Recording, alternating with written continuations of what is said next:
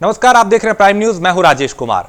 Corona काल से देश धीरे धीरे अब निकल रहा है। स्कूल कॉलेज भी खोले जा रहे हैं।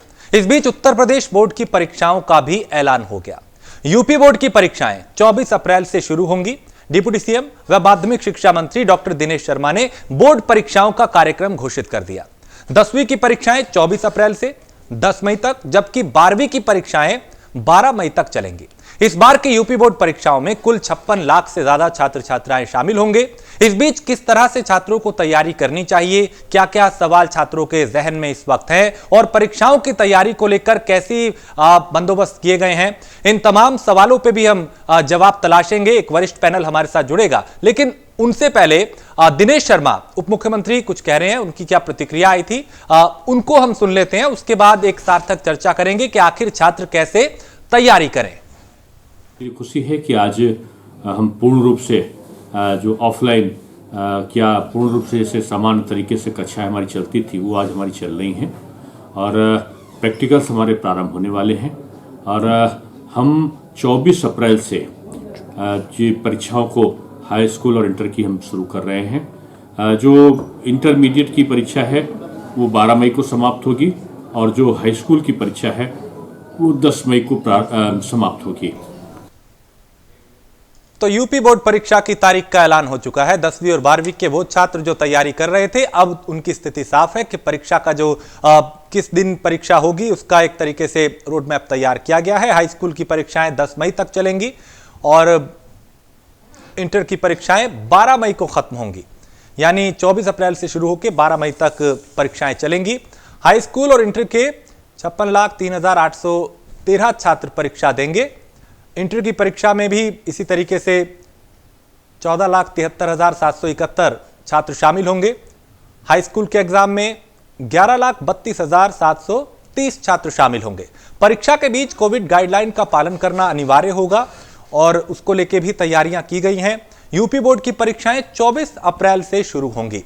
तो जो तारीख है वो तय हो चुकी है और चूंकि कोरोना काल में ही स्कूल कॉलेज बंद हो गए थे और शिक्षा भी पूरी तरह से प्रभावित हुई थी, लेकिन ऐसा ना हो उसको लेकर सरकार ने पूरे वो प्रयास किए जो बेहद जरूरी थे।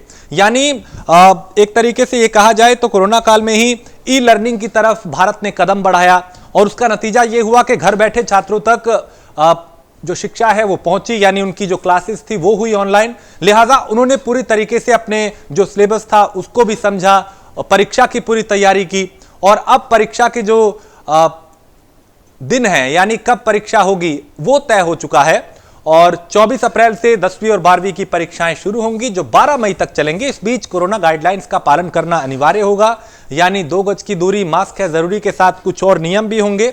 इसके अलावा कैसी तैयारी छात्रों को अब करनी है, क्योंकि ये पहली मर्तबा है जब इस तरीके का संकट देश ने देखा है, छात्रों ने देखा है, दुनिया ने देखा है और एक महामारी ने जो एक भयावह स्थिति पैदा कर दी थी। लेकिन धीरे धीरे चूंकि अब देश बेहतर कंडीशन में है और उससे निकल रहा है। उत्तर प्रदेश में तो काबिले तारीफ है जिस तरीके का शासन प्रशासन ने काम किया कोरोना को लेकर और जो एक्टिव केस है उनकी संख्या बेहद कम है, रोजाना जो मामले आ रहे हैं उनकी संख्या भी बहुत कम है। लेकिन फिर भी बार बार ये कहा जा रहा है, अपील की जा रही है कि नियमों की अनदेखी ना करें।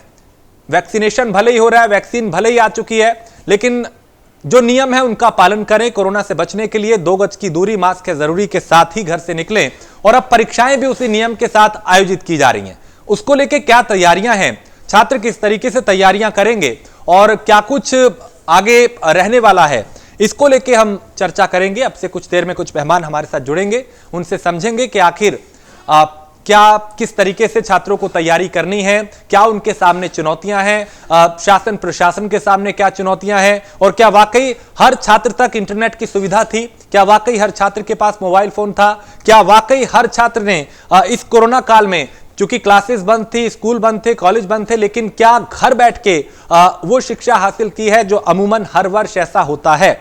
तो इसको समझेंगे और कितनी तैयारी है छात्रों की उसको भी जानेंगे, कैसे उन्हें तैयारी करनी है इस बात को लेकर भी एक एडवाइस होगी और बात की जाएगी कि किस तरीके से तैयारियां की जा रही हैं। चूंकि अब तारीख तय हो चुकी है तो कई स्कूल खोले जा रहे हैं, कई स्कूल खोलने की तैयारी है। 6ठी से 8वीं तक के स्कूल भी आज से खुले और 1ली से 5वीं तक के आगे खोलने की तैयारी है मार्च में। तो अलग अलग राज्य सरकारें अलग अलग तरीके से अपनी अपनी तैयारियों में जुटे हैं। इस बीच यूपी बोर्ड ने अपनी जो परीक्षा है 10वीं और 12वीं की, उसको लेके ऐलान कर दिया है और 24 अप्रैल से परीक्षाएं शुरू होंगी जो 12 मई तक चलेंगी।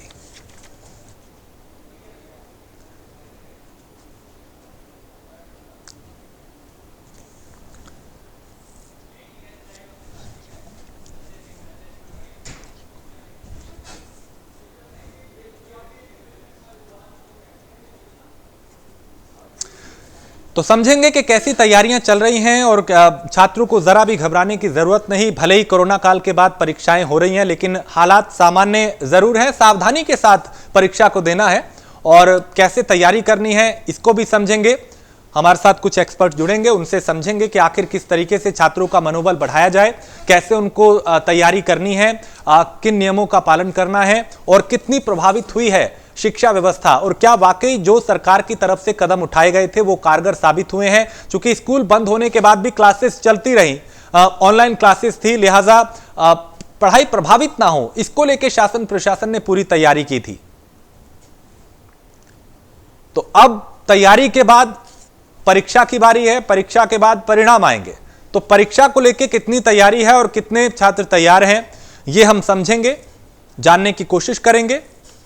और जाहिर है जो 10वीं 12वीं के छात्र हैं उनके मन में भी कई तरह के सवाल होंगे, कई तरह की उत्सुकता होगी इस बार के परीक्षा को लेकर, क्योंकि कोरोना काल के बाद ये परीक्षा का आयोजन हो रहा है। और क्लासेस तो घर बैठ के हो गई या कुछ वक्त पहले स्कूल खुले, लेकिन अब परीक्षा जो देनी है उसके लिए छात्र कितने तैयार हैं। 24 अप्रैल से परीक्षाएं होंगी, अभी थोड़ा वक्त है, उसके लिए भी तैयारी करने का पूरा वक्त मिला है और छात्र पहले से ही अमूमन तैयारी कर रहे थे परीक्षा को लेकर। तो कई क्या चुनौतियां हैं और किस तरीके से परीक्षाएं कराई जाएंगी, गाइडलाइंस का पालन करना होगा, 2 गज की दूरी, मास्क है जरूरी, कुछ और नियम बनाए गए हैं परीक्षा से पहले, परीक्षा में जाने वाले छात्रों के लिए, विद्यार्थियों के लिए। तो 10वीं और 12वीं के जो परीक्षा है उसकी तारीख तय हो चुकी है। 24 अप्रैल से परीक्षा शुरू होगी 10वीं और 12वीं की, 12 मई तक चलेंगे। तो हम समझेंगे कि किस तरीके से तैयारी करनी है और इसका क्या क्या हमारे सामने, शासन के सामने, प्रशासन के सामने, छात्रों के सामने चुनौतियां हैं। हमारे साथ संजय सिंह बघेल हैं, शिक्षाविद हैं। इसके अलावा फोन पे हमारे साथ अरविंद शुक्ला होंगे और इनसे समझेंगे कि आखिर किस तरीके से तैयारी करनी है। अरविंद शुक्ला जो हैं वो शिक्षक हैं और संजय सिंह बघेल जो हैं वो शिक्षाविद हैं। आप दोनों का बहुत स्वागत है। संजय जी, सबसे पहले मैं आपके पास आऊंगा और आपसे समझना चाहूंगा, चूंकि कोरोना काल के बाद ये परीक्षाएं हो रही हैं, तो किस तरीके से छात्रों को तैयारी करनी है और कैसे उनको तैयारी करनी है परीक्षा की? देखिए राजेश जी, मुझे जो लगता है कि बच्चे जो हैं अभी तक थोड़ा सा कोरोना काल का आनंद ले रहे थे, लेकिन यदि एक स्ट्रेटेजिकली एक रणनीति के तहत ये चलते हैं तो मुझे लगता है कोरोना का पीरियड उनको अपने आप को समझने के लिए बहुत बड़ा फायदेमंद था कि कैसे एक तरह से प्लान बना करके आगे छलांग लगा सकते हैं। और जैसे ही ये एग्जाम आएगा तो एक रणनीति बनाकर योजनाबद्ध तरीके से, और जो उन्होंने इस बीच में अध्ययन किया है और जिस तरह से तैयारी की, उसकी पूरा उपयोग करते हुए तैयारी में जाते हैं, परीक्षा में जाते हैं, तो मुझे लगता है जरूर सफलता मिलेगी और बेहतर सफलता मिलेगी पहले से। तो जो सरकार की तरफ से कारगर कदम उठाए गए थे, क्योंकि स्कूल बंद थे कोरोना काल में, तब ऑनलाइन क्लासेस का एक सुझाव दिया गया था और उसमें काफी हद तक वो सफल भी रहा। ऐसे में ये माने कि शिक्षा बहुत ज्यादा क्या इससे प्रभावित हुई है, या फिर घर रह के भी छात्रों ने पूरी तैयारी उसी तरीके से की है जैसा क्लासेस में होता था, स्कूल में होता था? देखिए, ये जरूर है कि जो फेस टू फेस ये होती है, अध्ययन होता है, जो एक तरह से पढ़ाई होती है, उसका कोई मुकाबला नहीं हो सकता, क्योंकि हम कहते हैं संपूर्ण विकास बच्चे का जो गुरु के पास बैठकर होता है, क्योंकि उसमें सबसे महत्वपूर्ण चीज होता है बॉडी लैंग्वेज और इमोशन जी। यदि बॉडी लैंग्वेज और इमोशन क्या है कि क्योंकि हम ऑनलाइन पढ़ाते हैं तो हम कई बार देखते हैं बच्चे पूरे कैमरा ऑन करके या तो सोने चले जाते हैं कि कुछ और दूसरे काम में बिजी रहते हैं जी। एक साथ कई जगह उनका जब ध्यान रहेगा तो वो कहीं ना कहीं एक चीज में कंसंट्रेशन नहीं कर पाएंगे। लेकिन ऑफलाइन मोड में क्या होता है, एक क्लास में बैठे होते हैं, एक ही टॉपिक होता है, एक गुरु होता है, तो उनका ध्यान कितना भी यदि डिस्टर्बेंस होगा तो भी आपके टॉपिक और गुरु की तरफ जाएगा, क्योंकि यहाँ नजर से नजर जहाँ मिल रही है, आप उनके इमोशंस को समझ रहे हैं, उनके बॉडी को समझ रहे हैं, वो सब बॉडी लैंग्वेज को आप देखते हुए जब एक्सप्रेस करते हैं, अपने ऑडियंस के हाव विचार को पूरा आप देख रहे होते हैं। यहाँ जब कैमरा ऑफ होगा तो आप कैसे पता चल सकते बच्चा सुन भी रहा नहीं सुन रहा, कितना इरिटेट हो रहा नहीं हो रहा है। तो ये देखिए ऑनलाइन एग्जाम का एक परीक्षाओं का और इस तरह की पढ़ाई का एक अपना लिमिटेशन है, लेकिन ऑफलाइन जो पढ़ाई होती है उसका कोई जवाब नहीं और कोई मुकाबला नहीं। तो मुझे लगता है थोड़ा बहुत फिर भी हम कह सकते हैं कि आने वाले समय में जहाँ पूरी तरह से विजुअल मोड हो जाएगा, ऑडियो वीडियो हो जाएगा और एक कंपलसरी हो जाएगा जहाँ पेज रीडिंग के साथ आपका अध्ययन होगा, तब मुझे लगता है कुछ व्यापक प्रभाव पड़ सकता है कि इसमें उसी तरह का प्रभाव जैसे एक ऑफलाइन मोड में जो आप क्लास में करते हैं, लेकिन अभी उसका इतना व्यापक प्रभाव नहीं पड़ रहा है जी। तो हमें लगता है कि आने वाले दिनों में इसका प्रभाव पड़ेगा, लेकिन अभी नहीं है। इसलिए थोड़ा सा ये परीक्षा जब बच्चे देंगे तो कहीं ना कहीं वो लैकुना कहें या अभाव कहें जो क्लासरूम टीचिंग है वो जरूर उनके परीक्षा में भी परिलक्षित होगा। संजय जी, एक चीज मैं ये जानना चाहता हूं, क्योंकि सरकार ने, प्रशासन ने ये पूरी कोशिश की कि कोई प्रभावित ना हो, स्मार्टफोन बच्चों तक पहुंचाए जो जरूरतमंद थे, लेकिन एक बुनियादी सवाल ये है कि आज भी ऐसे कई क्षेत्र हैं जहां पे इंटरनेट की सुविधा नहीं है। तो वो ग्रामीण क्षेत्र जहां पे इंटरनेट की पहुंच नहीं थी, वहां के जो छात्र हैं उनको किस तरह की दिक्कतें यहाँ पे हो सकती हैं, या वो कैसे तैयारी करें परीक्षा की? आप रिमोट क्षेत्र की बात करते हैं, दिल्ली जैसे महानगर में नेटवर्क कई बार चला जाता है, हम लोग क्लास लेते हैं और बच्चे डिस्कनेक्ट हो जाते हैं, लेफ्ट दिखाई देने लगते हैं, फिर ज्वाइन करते हैं 10 मिनट बाद, तो वो 10 मिनट का जो गैप होता है उनका तो वो चला जाता है, क्योंकि बच्चों से वही पहले ही बोला, एक तादाद में जो स्थापित होना चाहिए वो यदि टुकड़े टुकड़े में होगा, वो कैसे सामंजस्य बना पाएंगे कि पहले क्या बोला गया और बीच में क्या छूट गया और अब आगे क्या बोला जा रहा है। और जब दिल्ली में हम समस्या का एक तरह से इस तरह की समस्या का सामना करते हैं, तो रिमोट एरिया की आप देखिए जहां न टावर है न कनेक्टिविटी है, वहां के बच्चे कैसे जुड़ पाएंगे।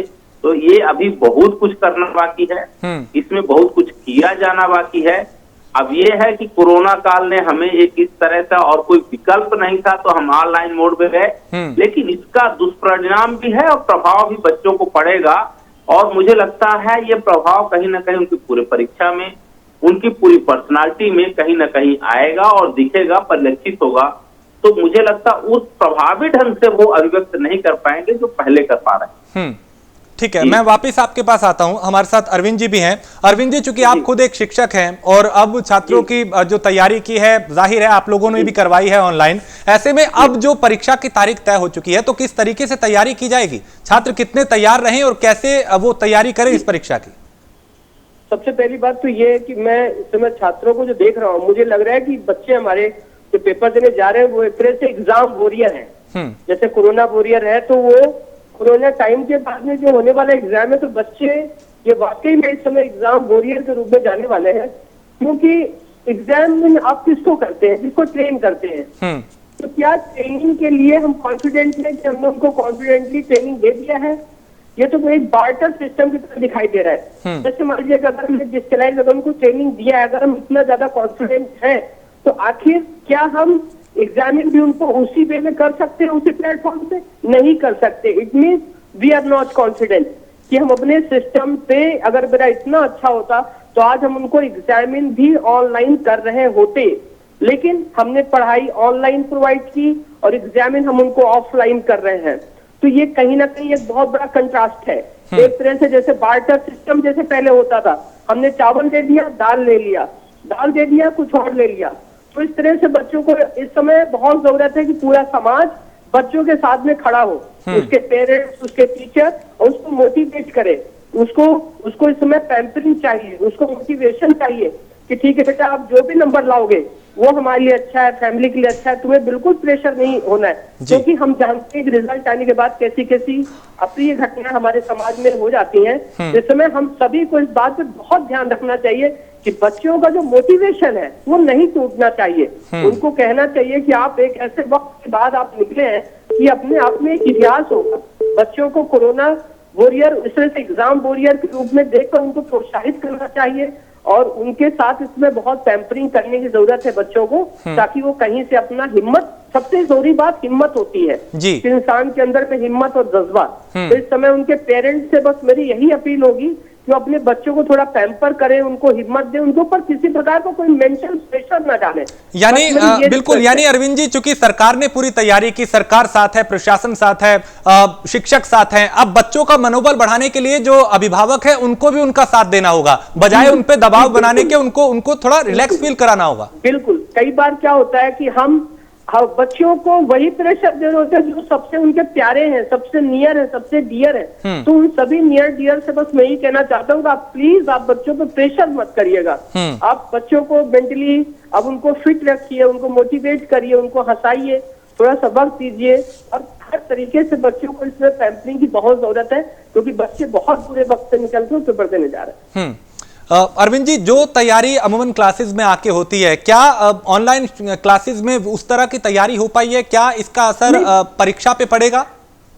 निश्चित रूप से पड़ेगा, क्योंकि ऑनलाइन की देखिए अभी सर बता रहे थे, उन्होंने काफी अच्छी बात बताई। ऑफलाइन में जब पढ़ाते हैं टीचर तो बच्चों से आई टू आई कांटेक्ट होता है और उसी आई टू आई कांटेक्ट से हमें पता चल जाता है कि बच्चे को नहीं समझ में आ रहा है, हम तुरंत उसको खड़ा करके पूछते हैं, अपना स्टाइल थोड़ा सा चेंज कर देते हैं और थोड़ा और बेसिक से तैयारी कराते हैं। लेकिन ऑनलाइन में हम आई टू आई बच्चे से कांटेक्ट कर ही नहीं पाते, उसका बॉडी लैंग्वेज हम रीड कर ही नहीं पाते। जैसे सर ने बताया कि मान लीजिए बच्चा बोर हो रहा है, लेकिन हम लोग की क्लास में बच्चा बोर नहीं होता है। जैसे हमने देख लिया बच्चा बोर हो रहा है तो हम उसके लिए थोड़ा सा अपना टेक्निक चेंज कर देते हैं, उसको और तरीके से पढ़ाते हैं। लेकिन अभी ऑनलाइन में तो हम नहीं जानते कि बच्चा बोर हो रहा है, उसने क्लास छोड़ दी, कर दी, और बच्चे तो ऐसा होता ही है। तो इस तरह से तो उतनी अच्छी तैयारी ऑफलाइन के जैसे तो नहीं हो सकती। ऑनलाइन के लिए तो बहुत ही मैच्योर माइंड चाहिए, मैच्योर लोग चाहिए, उसके पीछे भी पेरेंट बैठा होना चाहिए, एक ट्यूटर और चाहिए ऑनलाइन के साथ में जो उसको बाद में उसको काउंसिल करे, उसके पीर चाहिए, सीनियर्स चाहिए जिसपे डिस्कशन कर सके। तो वो सारा कुछ नहीं हो पाया है। तो बच्चे उन्होंने अपनी तैयारी की है और 10th 12th ये बोर्ड ऐसी चीज है कि कोई भी शख्स अगर पढ़ने वाला बच्चा है तो उसके लिए थोड़ा सा टेंशन उसको हो जाती है। तो बच्चे पढ़ रहे होंगे, बेशक वो सारी चीजें यूट्यूब से देख रहे हैं, चीजें कर रहे हैं, लेकिन वो रेगुलर जैसी बात कभी नहीं हो पाती है। तो इस समय उनको थोड़ा सा मोटिवेशन, थोड़ा सा कॉपरेशन की बहुत जरूरत है कि हम पूरा समाज, सारे पेरेंट्स सब इस समय बच्चों के साथ खड़ा होना चाहिए। और चूंकि चलिए अब तक जो हुआ ठीक है, लेकिन अब तारीख तय हो चुकी है, 24 अप्रैल से परीक्षाएं शुरू हो रही हैं। अब जो ये वक्त बचा है उसमें किस तरीके से छात्र तैयारी करें?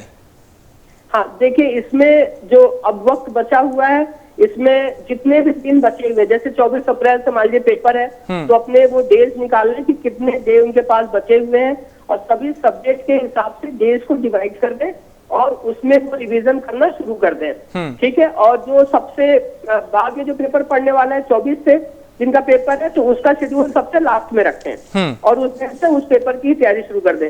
तो अपने डेज को डिवाइड कर ले और हर दिन का शेड्यूल अपना ठीक से बना ले डेट के हिसाब से, और उसको डिवाइड को कट करके वो अपनी अच्छी से तैयारी प्रॉपर तरीके से करें, उनकी अच्छी तैयारी हो जाएगी।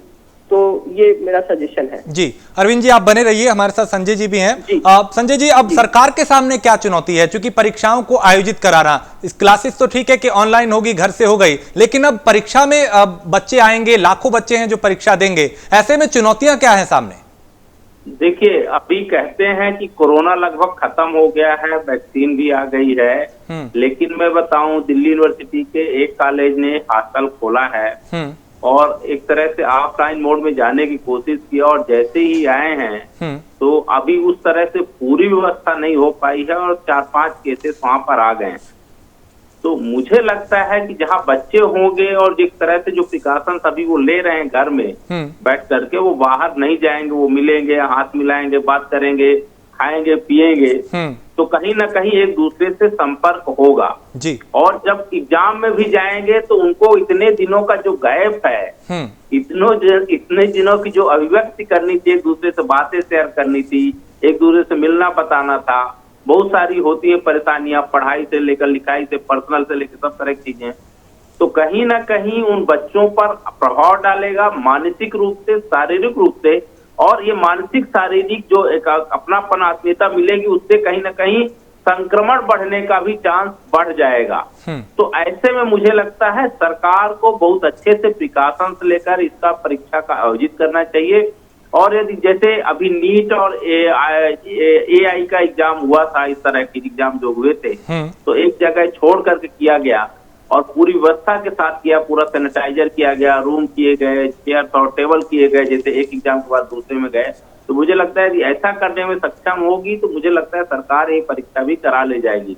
लेकिन जो छोटे स्पेशलाइज्ड कोर्स होते हैं उनका तो संभव है, लेकिन 10th और 12th में जहाँ लाखों और करोड़ों बच्चे बैठते हैं वहां पे मुझे लगता है ये थोड़ा सा मुश्किल काम है। लेकिन मुश्किल है, नामुमकिन नहीं है। तो सरकार की इच्छा शक्ति यदि होगी तो इसको भी वो करा ले जाएगी। और बशर्ते बच्चे भी ये ध्यान रखें कि उनको भी अपना ध्यान रखना है, किसी तरह के संक्रमण में नहीं आना है। तो थोड़ा दूरी बना करके यदि आप पूरी चीज को निभाएंगे तो मुझे लगता है परीक्षा कराना कोई मुश्किल काम नहीं होगा, संभव हो सकता है। और संजय जी, जिस तरीके से कोरोना काल में ये एक विकल्प भारत ने चुना कि ई लर्निंग की तरफ हम आगे बढ़े, स्वागत योग्य कदम था एक। देखिए, बिल्कुल सही है राजेश जी कि आने वाला भविष्य जो है ऑनलाइन ई लर्निंग और डिजिटल मीडिया का होगा। और ऑलरेडी हम 4th stage of the education में है, 4th स्टेज जहाँ पूरा डिजिटल टेक्नोलॉजी पर बेस्ड एजुकेशन है। आप दिल्ली में बैठ करके, भोपाल में बैठ करके, इलाहाबाद में बैठ करके, एक छोटे गांव में बैठ करके हार्वर्ड का कोर्स कर सकते हैं, बशर्ते कि आपके पास एक इंटरनेट कनेक्टिविटी अच्छे से होना चाहिए जी। अभी भी थोड़ा सा इस दिशा में काम करने की जरूरत है, क्योंकि आजकल बहुत से ऐसे कोर्स आ गए हैं, कोर्सेरा हो गया है, EDX हार्वर्ड हो गए हैं, MIT के हो गए हैं। आप बड़ी यूनिवर्सिटी से एक स्पेशलाइज्ड कोर्स कर सकते हैं। भारत सरकार ने भी इस तरह के कोर्स किए हैं जो बहुत सस्ते और बहुत नहीं पा सकते, वो 3 महीने के कोर्स में पा सकते हैं। जैसे भारत सरकार ने स्वयं और मूक जैसी एक तरह से योजना लॉन्च की है, जिसके माध्यम से इस तरह का प्रोफेशनल कोर्स कर सकते हैं और उसमें महारत हासिल कर सकते हैं। इसकी इंडस्ट्री में डिमांड है।